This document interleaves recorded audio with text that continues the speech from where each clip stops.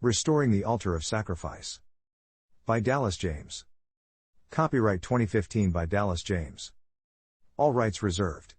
This book or any portion thereof may not be reproduced or used in any manner whatsoever without the express written permission of the publisher except for the use of brief quotations in a book review or scholarly journal. Dedication. A memorial to her, Mark 14:9. And with special thanks to Mel Lee Ann. Preface. There is little story in the cover image of this ebook. Long ago, before the United States existed, the land where this photo was taken was an untouched wilderness much like the picture you see. But in the 1960s, when the Interstate Highway of Washington State was being built, the area of this photo was excavated for the gravel that was used to build the highway. After that project was completed, this area was planted to become a park. It has since been allowed to grow back into the wilderness area it once was. This is a fitting introduction to the subject of this ebook. The practice of animal sacrifice in biblical times has vanished much like the area of land in the picture turned to gravel. No trace of it today is left in the churchianity of this world, except in the pages of history. But Bible prophecy is clear that what is now history will again be restored as a living practice for the human race. Chapters 1 and 2 will cover some Bible prophecy from my ebook Walking in Eden, a new end-time scenario which will lead up to the first restoration of this altar. Then as prophecy continues, this altar will be destroyed in the time of the Antichrist. But later, when Jesus Christ rules the earth in the time of his millennial rule, this altar of sacrifice will be restored. Dallas James. October 18, 2015. rlp@mail.com. BibleAProphet.org. Chapter 1. Days of Perplexity, the Gravel Pit. Because it is a day of trouble and of treading down, and of perplexity by Adonai YHWH of hosts in the valley of vision, breaking down the walls, and of crying to the mountains. And Elam, Arab, lifted up the quiver with chariots of men and horsemen, and Kir uncovered the shield. And it will come to pass, that your choicest valleys will be full of chariots, and the horsemen will set themselves in array at the gate. Isaiah 22:5-7, UTV. As I write, we are certainly beginning to live within the day of perplexity and trouble. The Middle East is exploding with terrorism and people are fleeing from their homelands in fear of their very lives. These times of terrorism have been predicted in the Bible. There is Elam, Arab, and all her multitude around her grave, all of them slain, fallen by the sword, that are gone down uncircumcised into the lowest parts of the earth, which caused their terror in the land of the living. Yet have they borne their shame with them that go down to the pit. They have set her a bed among the slain with all her multitude, her graves are around him. All of them uncircumcised, slain by the sword, though their terror was caused in the land of the living, still have they borne their shame with them that go down to the pit, he is put among them that are slain. There is Meshech, Tubal, and all her multitude, her graves are around him, all of them uncircumcised, slain by the sword, though they caused their terror in the land of the living. And they will not lie with the mighty that are fallen of the uncircumcised that are gone down to Sheol with their weapons of war. And they have laid their swords under their heads, but their depravities will be upon their bones, though they were the terror of the mighty in the land of the living. Yes, you will be broken among the uncircumcised, and will lie with them that are slain with the sword. Ezekiel 32:24-28, UTV. There is a point in time that YHWH Elohim will intervene in world affairs to end the carnage. Therefore will the fierce people glorify you, the city of the terror striking. Nations will fear you. Isaiah 25:3, UTV. These days of perplexity are also associated with the time the watchmen of prophecy make their entrance. These are very good clues of just where we are at on the prophetic timeline. Woe is me! Because I am as when they have gathered the summer fruits, as the grape gleanings of the vintage, there is no cluster to eat, I desired the first ripened fruit. The faithful are perished out of the land, and there is none upright among mankind, they all lie in wait for blood, they hunt everyone his brother with a net. That they may do bad with both hands earnestly, the ruler asks, and the judge asks for a bribe, and the distinguished, he utters his mischievous desire, so they weave together. The best of them are as a briar, the most upright are sharper than a thorn hedge, the day of your watchmen and your visitation comes, now will be their perplexity.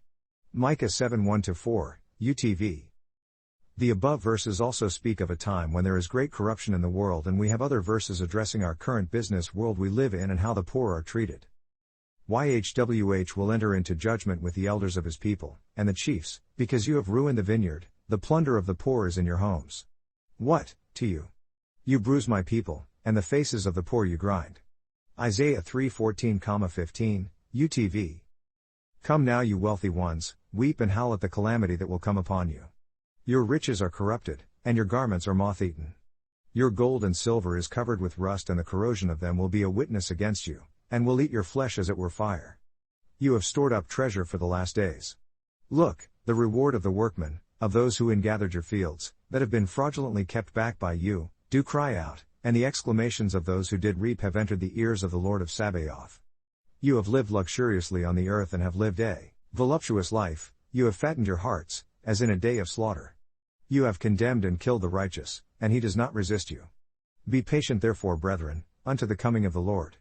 Behold, the vine dresser awaits for the precious fruit of the earth, and has long patience for it, until he receives the early and latter rain. Be also patient, strengthen your hearts, for the coming of the Lord approaches. James 5:1-8, UTV. These days of perplexity are a beginning of the end times period, and we should now review the verses pertaining to these times in which we live. These verses are all taken from the Holy Bible, Urim Thummim version. Genesis 49:1 Then Jacob called to his sons and said, Gather yourselves together so I can tell you what will happen to you in the last days. Numbers 24:14 And now, I depart to my kinsmen, but come and I will advise you what this nation will do to your people in the end time. Deuteronomy 4:30 When you are in tribulation and all these things are come on you, even in the end times, if you turn to Yahweh Elohim and will be obedient to his voice. Deuteronomy 8:16 Who fed you in the desert with manna that your fathers did not acknowledge, that he might humble you, and that he might test you, to do you good in your end times. Deuteronomy 31:29 Because I know that after my death you will ruin and corrupt yourselves, and turn aside from the way that I have commanded you. And evil will befall you in the end times, because you will do bad in the sight of Yahweh, to provoke him to anger through the business of your hands. Deuteronomy 32:29 Oh, that they were wise, that they understood this, so that they would consider these things in the end times. Isaiah 2:2 And it will come to pass in the last days, that the mountain of Yahweh's temple will be established in the top of the mountains and will be exalted above the hills, and all nations will flow to it. Jeremiah 29:11 Because I know the thoughts that I think toward you, declares Yahweh, thoughts of peace, and not of bad, to give you hope in the last days. Jeremiah 30:24 The fierce anger of Yahweh will not return, until he has accomplished it, and until he has performed the intents of his heart. In the last days you will consider it. Jeremiah 31:17 And there is hope in your last days, declares Yahweh, that your children will return to their own territory. Jeremiah 48:47 Still I will return the captivity of Moab in the last days, declares Yahweh. Here has ended the judgment of Moab. Jeremiah 49:39 But it will come to pass in the last days that I will return the captivity of Elam, declares Yahweh. Jeremiah 50:12 Your mother will be very ashamed, she that engendered you will be ashamed. Watch, in the last days of the nations they will become an uninhabited land, a dry and desert plain. Jeremiah 50:26 Come against her in the end times, open her storehouses, cast her up as a heap of ruins, and devote her to destruction, let nothing of her be left. Ezekiel 38:16 And you will come up against my people of Israel as a cloud to cover the land. It will be in the last days, and I will bring you against my land, that the heathen may know me, when I will be consecrated in you, O Gog, before their eyes. Micah 4:1 But in the last days it will come to pass, that the hill of the temple of Yahweh will be established in the top of the mountains, and it will be exalted above the hills, and people will flow to it.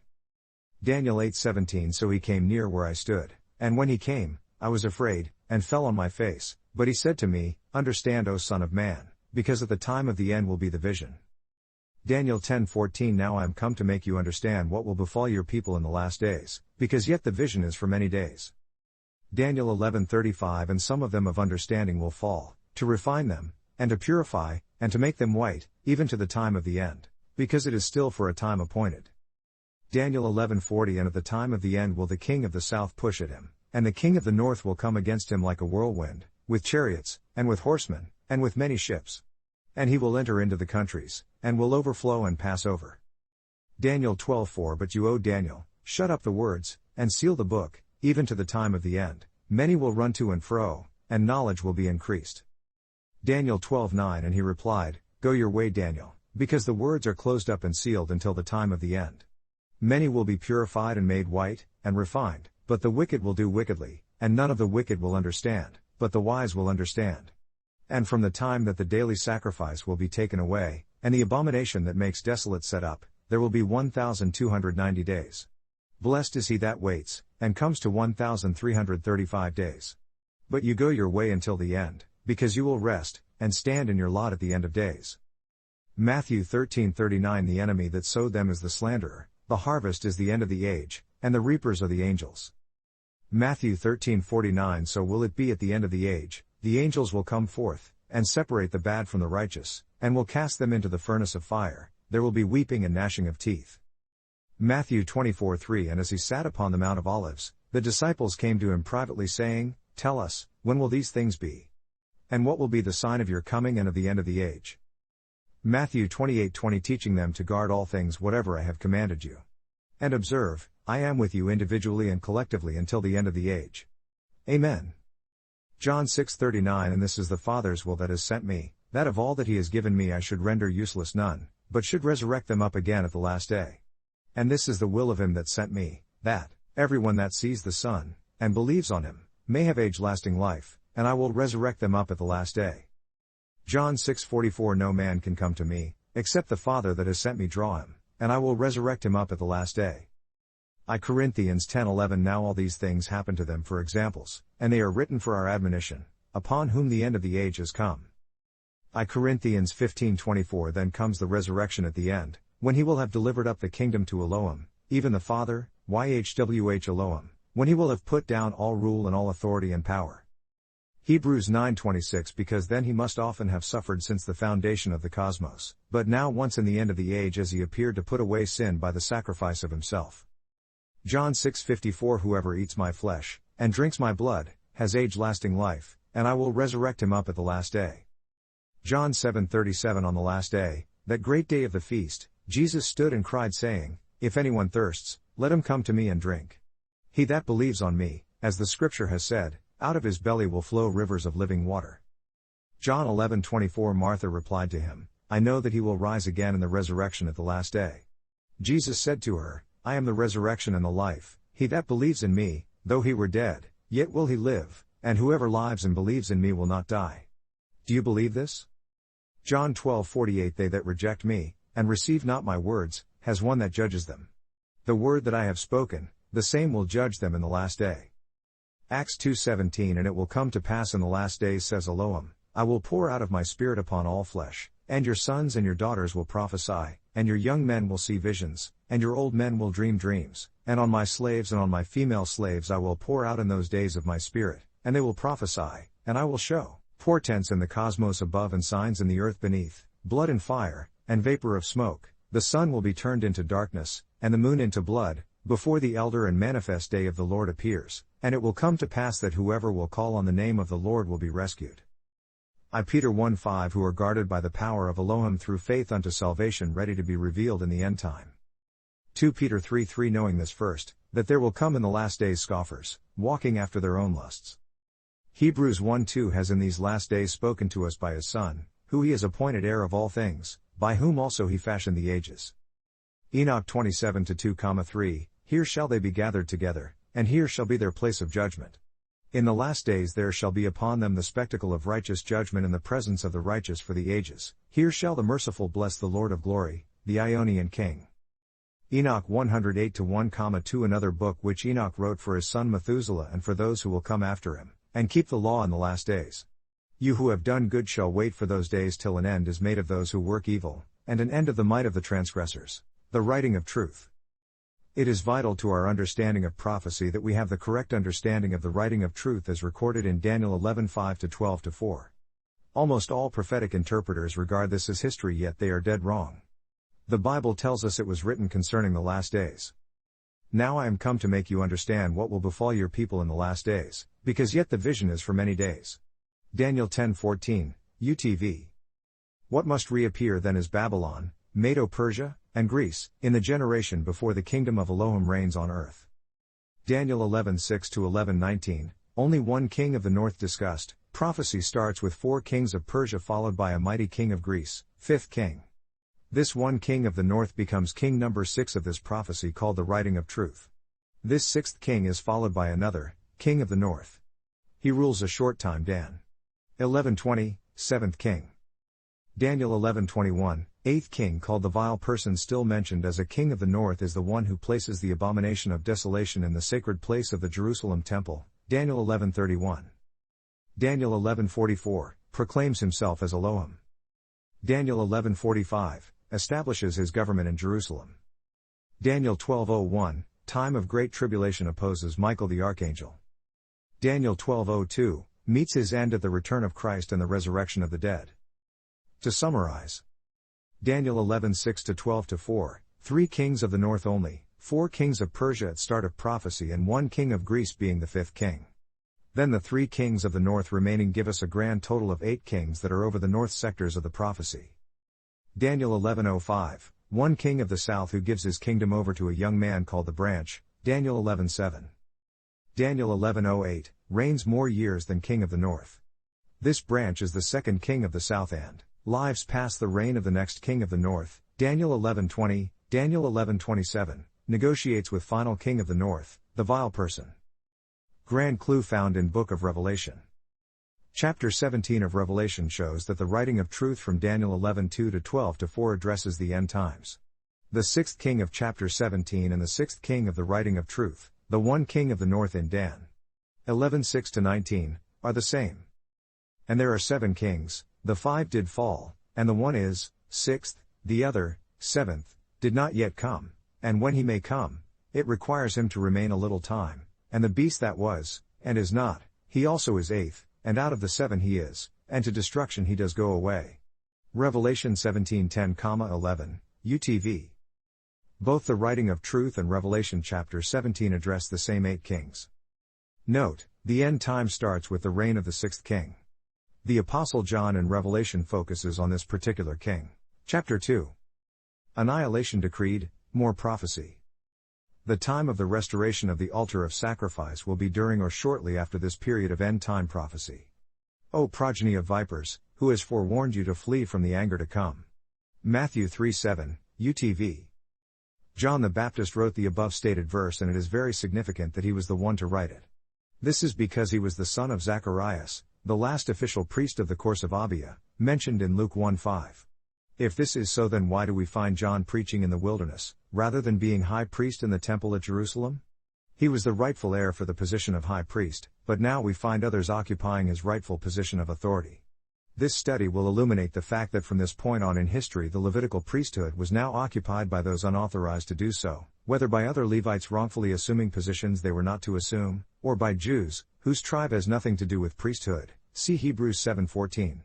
The official family of priests which had comprised the Levitical priesthood from its beginning, had finally been driven from power, and a different priesthood now assumed a Jewish character, being controlled by the Sadducees, scribes and Pharisees that now sat in Moses' seat. These facts have not been looked at properly, for the changes that took place ended up as the final gift of the Jews, which we have inherited from these ancestors today. I must note here before I continue that this study is not a condemnation of Jewish people, and many have considered my teachings to be Jewish Christian in orientation as opposed to the blatant paganism of traditional Christianity. The focal point of distinction is namely this: God denoted the Jews to be entrusted with the oracles of God, they were not to be the interpreters of that oracle. The interpretation of the oracles was the sole responsibility of the Levitical priesthood, which in the time of John the Baptist was now under the wing of Jewish control. Then of what advantage has the Jew? Or what is the benefit of circumcision? Great in every respect. First of all, that they were entrusted with the oracles of God. Romans 3:1-2 NAS. There had been a gradual corrupting of the original priesthood family until its function had completely been replaced and religious power was in Jewish control, tribe of Judah as opposed to the tribe of Levi. The Pharisees at an early day secured the popular favor, and thereby acquired considerable political influence. In the time of Christ they were the religious power in Palestine, though the priesthood belonged to the sect of the Sadducees. They took a prominent part in the death of Jesus. Pelubet's Bible Dictionary, pp.508. Herod filled the ranks of the priesthood with his own creatures, and these naturally joined themselves to the Sadducees. During the Herodian dynasty, they possessed much political power, and much of the internal government of the country was committed to the Sanhedrin, in which they were very strong. Pelubet's Bible Dictionary, pp.576. When the NT records open, the Pharisees, who have supreme influence among the people, are also strong, though not predominate, in the Sanhedrin. The Herodians and Sadducees, the one by their influence with Roman authorities, and the other by their inherited skill in political intrigue, held the reins of government. The International Standard Encyclopedia, Volume 4, pp. 2362.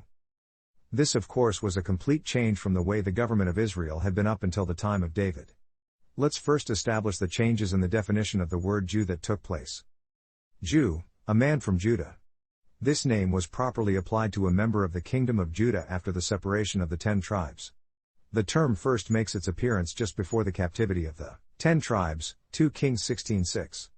After the return the word received a larger application.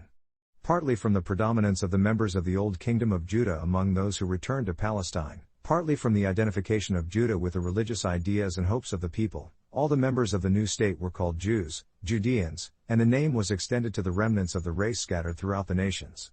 Pelubet's Bible Dictionary, pp. 316.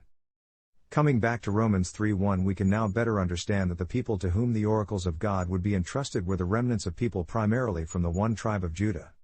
This was the tribe in which the Davidic scepter was given in Jacob's last blessing. The scepter shall not depart from Judah, nor a lawgiver from between his feet, until Shiloh come, and unto him shall the gathering of the people be. Genesis 49:10, KJV. The order of government was that the tribe of Judah would be the kingly tribe, and the tribe of Levi would be the priestly tribe. And ye shall know that I have sent this commandment unto you, that my covenant might be with Levi, saith the Lord of hosts, for the priest's lips should keep knowledge, and they should seek the law at his mouth, for he is the messenger of the Lord of hosts. Malachi 2:4-7, KJV. This proper order was in vogue in the time of King David. The Jews received the proper interpretations of the oracles of God from the priesthood, in which Zadok was high priest. But later on in history we find the kingly tribe taking over the duties of the priestly tribe, something that was never given to them to do. They were entrusted with keeping the oracles of God, but they were not entrusted with interpreting them. In the scenes of the last tragedy of Jewish history, the order passes away without honor. The high priesthood is given to the lowest and vilest of the adherents of the frenzied zealots. Other priests deserted to the enemy. Pelubet's Bible Dictionary, pp. 531. This was the state of affairs in the time of Christ. The Jews had taken over the interpretation of the Torah and writings of God, something that had never been given to them to do. The priesthood now had acquired a predominantly Jewish character. It was precisely this change that evoked the greatest of condemnations in the Gospels by Christ himself. He was ruler over the authorized Levitical priesthood, but his high priest, John the Baptist, was not in his rightful position in the temple, and the priesthood was now under the illegal control of the Jews. Communication from God to man came first to the priest, who was the messenger, who then delivered that message to the Jewish king. This order was never to have been changed. The Jews were only given the oracles of God to preserve throughout history, which has been done to this day. Divine oracles were given by means of the breastplate of the high priest, in connection with the service of the tabernacle, and the September uses the associates word logion in Exodus 28:15 to describe the breastplate. Vine's Expository Dictionary. Here we see that any oral tradition would have also resided squarely with the Levites and not the Jews. God never authorized the oral traditions of the Jews, rather Christ himself repeatedly condemned such things. Woe unto you, scribes and Pharisees, hypocrites! For ye are like unto whited sepulchres, which indeed appear beautiful outward, but are within full of dead men's bones, and of all uncleanness. Even so ye outwardly appear righteous unto men, but within ye are full of hypocrisy and iniquity. Matthew 23:27-28, KJV. Read all of this chapter. Everything that is of a Jewish interpretation of the Torah and writings of God that we have today has its origins in the teachings of these original Jewish Pharisees. In the Mish we have the evidence to the later labors when the Sanhedrin was removed from Jabneh, ultimately to Tiberias in Galilee. There, under the guidance of Jehudah ha-Kadash, the Holy, the Mish was reduced to writing. It may be said that Judaism became Pharisaism, and the history of the Jews became that of the Pharisees. The International Bible Encyclopedia, pp. 2362. This is why for those of us living today in the end time, God is going to bring about a complete destruction of Jewish teaching starting in Jerusalem, and in Galilee, which had their birthplace with these original Pharisees. That will be the commencement, as Jesus Christ will destroy the illegal and false interpretations of the Torah and their writings that the Jews have given us. Judah hath dealt treacherously, and an abomination is committed in Israel and in Jerusalem, for Judah hath profaned the holiness of the Lord which he loved, and hath married the daughter of a strange god. The Lord will cut off the man that does this, the master and the scholar, out of the tabernacle of Jacob, and him that offereth an offering unto the Lord of hosts. Malachi 2:11-12, KJV. In plain language, it is the rabbis and scholar that teaches and interprets the Torah, in the Jewish fashion, that God is going to kill. I did not write this, I am only reporting it to anyone who will listen and take seriously this warning. As long as Judaism resides in Jerusalem, we are not to pray for its peace, see Jeremiah 11:14. But the Pharisees and lawyers rejected the counsel of God against themselves, being not baptized of him. Luke 7:30, KJV. John the Baptist was the legitimate high priest, and the counsel of God was to reside with the Levitical priesthood. And the children of Israel arose, and went up to the house of God, and asked counsel of God, and said, Which of us shall go up first to battle against the children of Benjamin? And the Lord said, Judah shall go up first. Judges 20:18, KJV. Jesus Christ outlined the violence done to his priesthood and laid all the blame at the door of Jerusalem. That upon you may come all the righteous blood shed upon all the earth, from the blood of righteous Abel, unto the blood of Zacharias son of Barachias, whom ye slew between the temple and the altar, Jerusalem, Jerusalem, thou that killeth the prophets, and stonest them which are sent unto thee, how often would I have gathered thy children together, even as a hen gathereth her chickens under her wings, and ye would not. Matthew 23:35-37, KJV. The outcome of what Jesus Christ is going to do and the key to understanding this is found in the Valley of Vision and the prophecy of Eliakim. The story begins with a pronouncement of what God will do to Shebna, and he represents the Jewish priesthood of today. I am using the term Jewish priesthood to collectively mean any teaching having its roots in the Pharisees, scribes and Sadducees. He will surely violently turn and toss thee like a ball into a large country, there shalt thou die, and there the chariots of thy glory shall be the shame of thy Lord's house. Isaiah 22:18, KJV. The Jewish priesthood will come to a bitter and violent end, but note next what God then begins to do. And it shall come to pass in that day, that I will call my servant Eliakim son of Hilkiah, and I will clothe him with thy robe, and strengthen him with thy girdle, and I will commit thy government into his hand, and he shall be a father to the inhabitants of Jerusalem, and to the house of Judah. And the key of the house of David will I lay upon his shoulder, so he shall open, and none shall shut, and he shall shut and none shall open. Isaiah 22:20-22, KJV. This Eliakim will be none other than Elijah the prophet in the last days. The Jewish priesthood is destroyed and Jesus Christ then installs a descendant of Zadok to initiate a renewed Levitical priesthood, but not under the terms of the Old Covenant but instead operating under the administration of the Melchizedek priesthood. That priesthood can include anyone of any race, but it can also accommodate the specific covenant given to the tribe of Levi. The robe and girdle that is given to Eliakim represent the garments of the high priest, and look now what Jeremiah has to say about this. Take the girdle that thou hast got, which is upon thy loins, and arise, go to Euphrates, and hide it there in a hole of the rock. Jeremiah 13:4, KJV. We then find in verse 7, God directing Jeremiah to dig up the girdle after many days. This girdle represents the priesthood that has fallen into the Jewish hands of Shebna. Much time in history transpires with this girdle in Jewish control, and at the end of days when it is finally dug up it is found to be good for nothing. Thus saith the Lord, after this manner will I mar the pride of Judah and the great pride of Jerusalem. This evil people, which refuse to hear my words, which walk in the imagination of their evil heart, and walk after other gods, to serve them, and to worship them, shall even be as this girdle, which is good for nothing.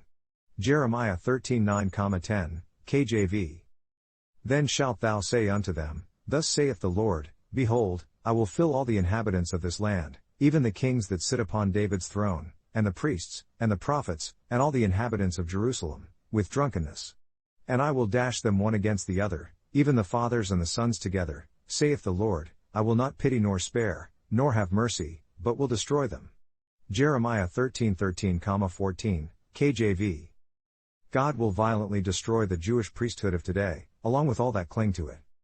Because though your people Israel are as the sand of the sea, still a remnant of them will return, the annihilation decreed will overflow with righteousness. Because Adonai Yhwh of hosts will ordain an annihilation, even decreed for the center of all the land. Isaiah 10:22-23, UTV. The above verse is much like the one in Joel 2:1-3 where on the one hand destruction is present and on the other Edenic conditions prevail. So it is that Jerusalem will be under judgment, but on the other side of Zion the protection of the Lord's chosen reside.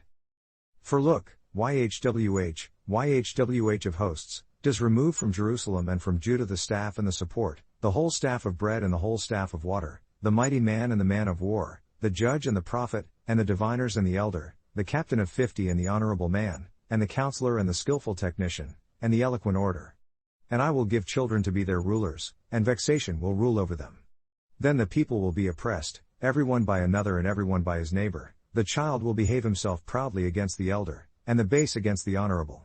When one lays hold on his brother, of the house of his dad by the garment saying, Come, a ruler you are to us, and these ruins are under your hand. In that day will he adjure saying, I will not be a governor, because in my house is neither food nor clothing, so do not make me a ruler of the people. Because Jerusalem is ruined, and Judah is fallen, because their tongue and their practices are against YHWH, to provoke the eyes of his glory. Isaiah 3:1-8, UTV.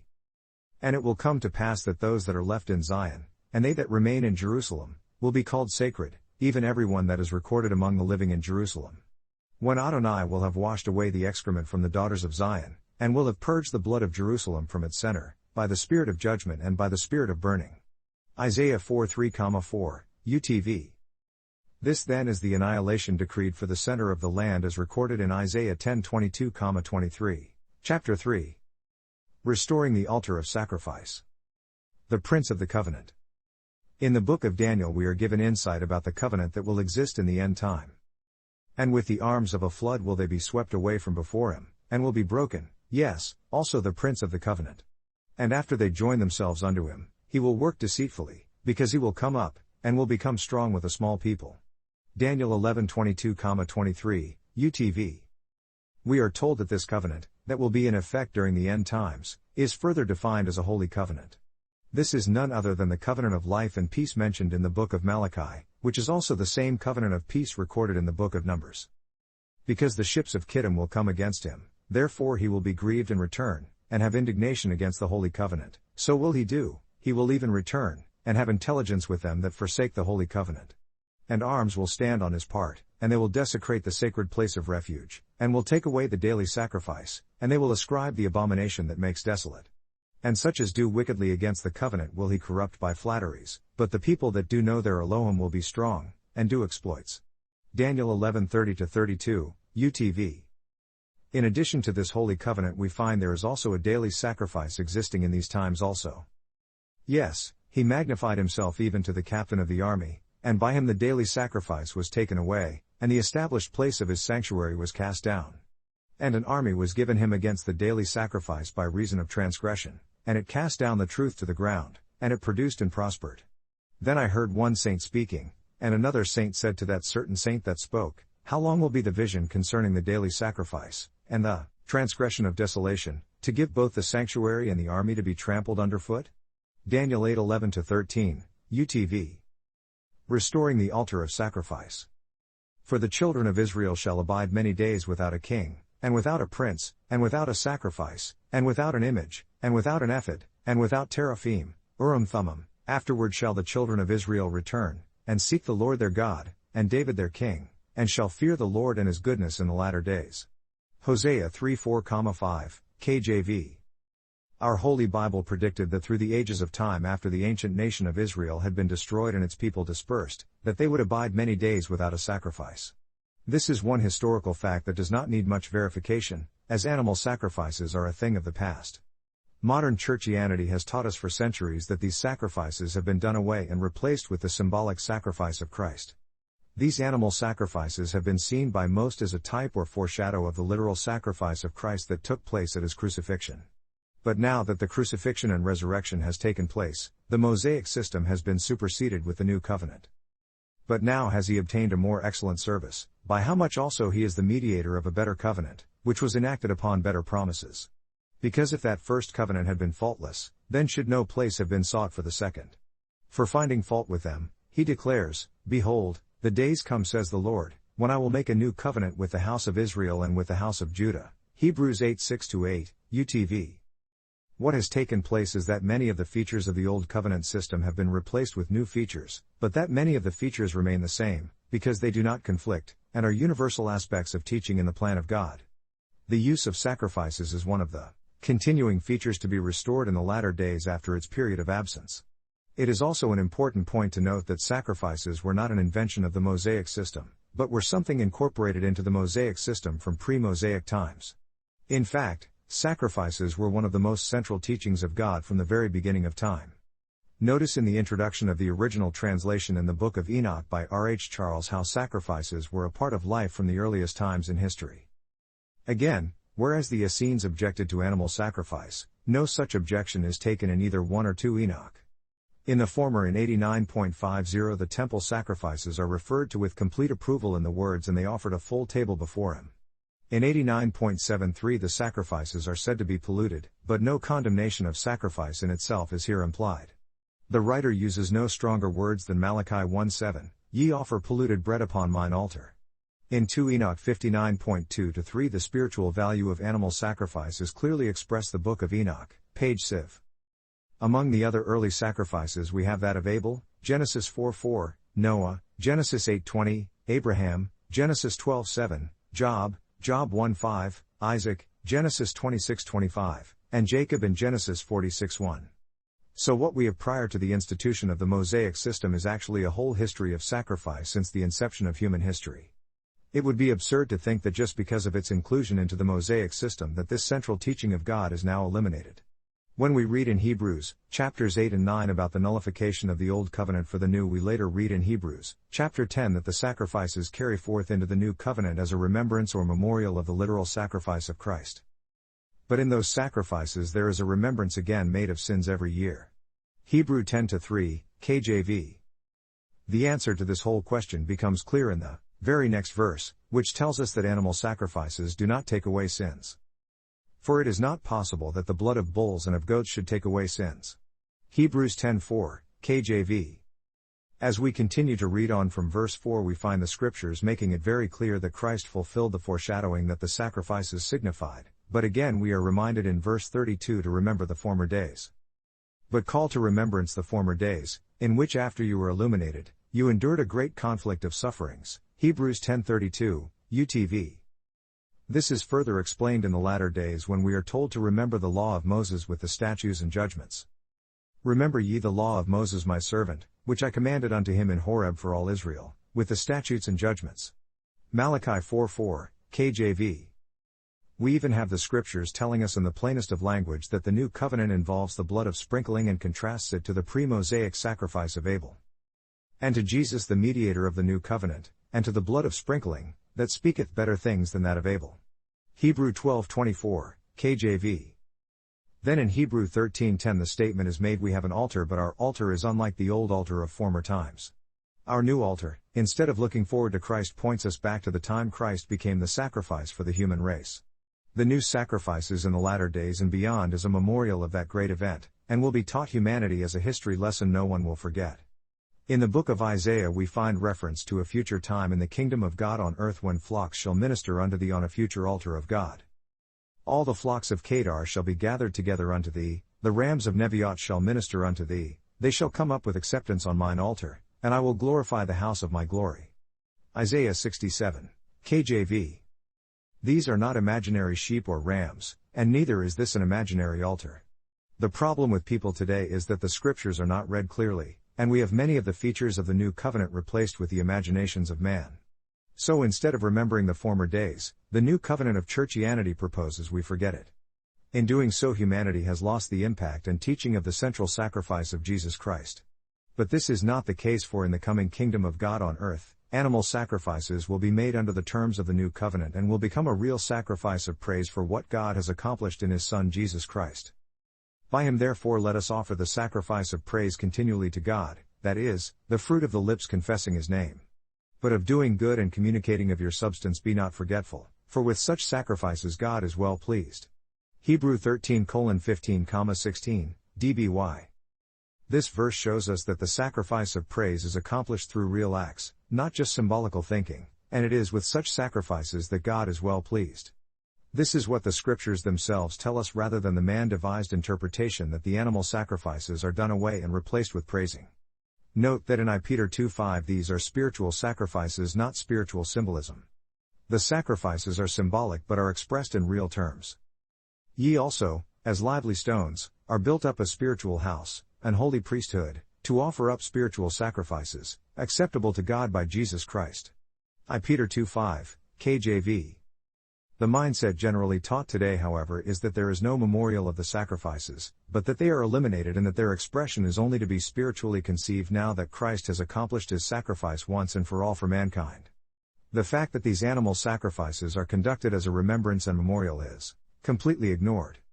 The true teaching of how these new sacrifices under the terms of the new covenant are accomplished can be illustrated in the pre-Mosaic sacrifice of Abraham concerning his son Isaac.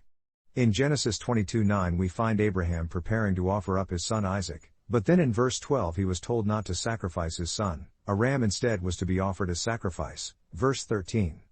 Many have realized of course that when this was done Isaac had been symbolically sacrificed and he now represented the living Jesus Christ.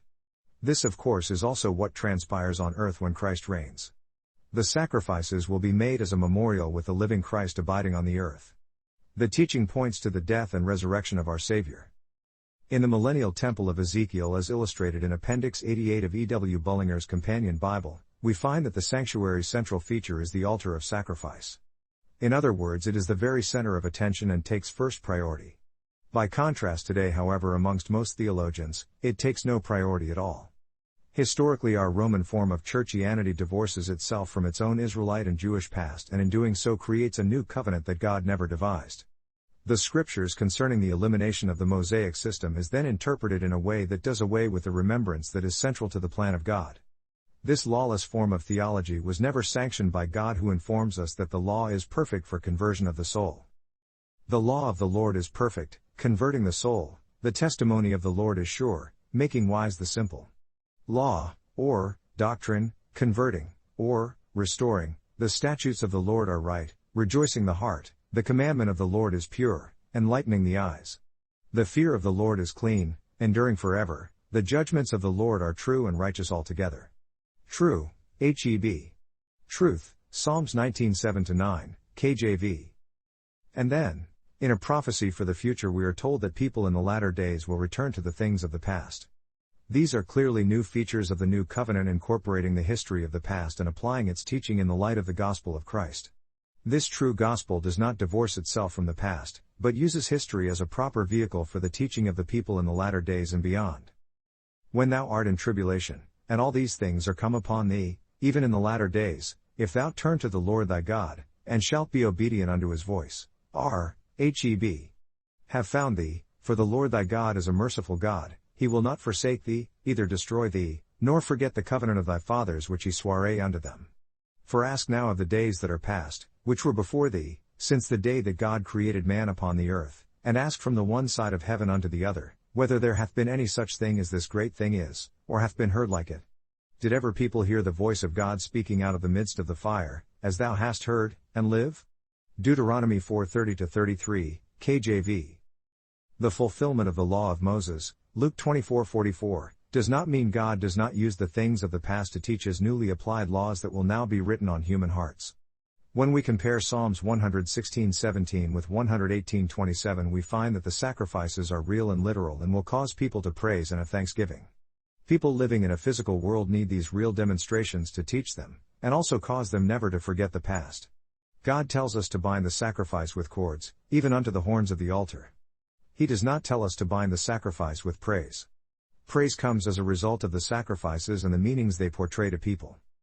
I will offer to thee the sacrifice of thanksgiving, and will call upon the name of the Lord. Psalms 116:17, KJV.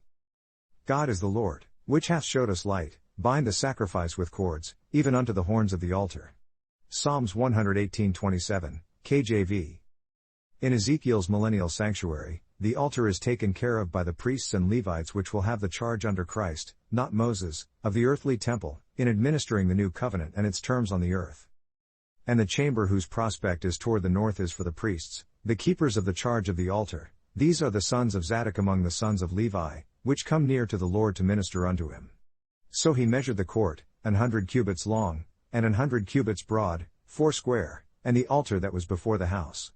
Ezekiel 40:46-47, KJV, see also Ezekiel 42:13. It also should be noted that it was to be the role of the priests to perform these duties unto the age. Our opening verse in Hosea 3:4-5 indicate that the Israelites would go a long time without a sacrifice, but that this time would end and that the priests would then resume their duties. Sons of Amram, Aaron and Moses, and Aaron is separated for his sanctifying the Holy of Holies, he and his sons, unto the age, to make perfume before Jehovah, to serve him, and to bless in his name, unto the age. 1 Chronicles 23:13, YLT. In conclusion, we must note that the doing away of the Mosaic system as taught today is not wrong per se, but is a teaching not telling us the whole truth. For its system is truly replaced by the new covenant, and that the priesthood with its sacrifices is transferred and the Levitical priesthood is maintained under the priesthood of Melchizedek, of which Christ is the head. The Bible tells us that the former sacrifices were not pleasing to God, but that he is more concerned with the attitude of heart, then shall the sacrifices be pleasing unto him. For thou desirest not sacrifice, else would I give it, thou delightest not in burnt offering. Else, or, that I should, the sacrifices of God are a broken spirit, a broken and a contrite heart, O God, thou wilt not despise. Do good in thy good pleasure unto Zion, build thou the walls of Jerusalem. Then shalt thou be pleased with the sacrifices of righteousness, with burnt offering and whole burnt offering, then shall they offer bullocks upon thine altar. Psalms 51:16-19, KJV. It's also worth noting that in Daniel 12:11 we have indication that the sacrifices which have been absent for centuries are resumed, but that they are stopped for a period of time when the Antichrist has his reign. Then we find during the time of the kingdom of God on earth God's altar standing again.